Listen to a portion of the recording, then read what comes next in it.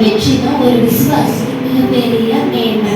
இப்படி அன்பால ஏசப்பா அந்த தண்டனையை நான் ஏற்றுக்கிறேன்னு சொல்லி சிலுவையில மறைத்து உயிர்த்தெழுந்தார். மரணத்தை ஜெயிச்சிட்டாரு. அவர் உயிரோடு வரும்போது ஒரு ஸ்பெஷலான கிஃப்டை எடுத்துட்டு வந்தார்.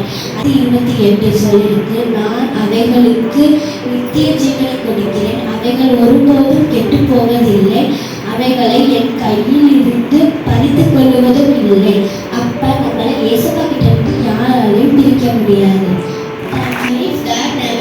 இயேசு தந்த அழியாத வாழ்க்கை, அதுதான் நித்திய ஜீவன். நித்திய ஜீவனா என்னன்னா அது என்னைக்குமே அழியாத ஒரு வாழ்க்கை. நம்ம ஏசப்பா கூட எப்போதுமே சந்தோஷமா இருக்கலாம். அங்க அழுகு கிடையாது, கவலை கிடையாது, பயமும் கிடையாது. அப்ப அந்த கிஃப்டை நம்ம எப்படி பெற்றுக்கொள்ளலாம்னு தெரியுமா? யோவான் 6:47 சொல்லப்பட்டிருக்கு, என்னிடத்தில் விசுவாசமா இருக்கிறவனுக்கு நித்திய ஜீவன் உண்டு என்று மெய்யாகவே மெய்யாகவே உங்களுக்கு சொல்கிறேன். ஏசப்பாவை நம்புறவங்களுக்கு ஏசப்பா தருவாரு. இன்னைக்கும் நீங்க எல்லாரும் ஏசப்பாவை நம்பினீங்கன்னா நித்திய ஜீவனை ஏசப்பா தருவாரு.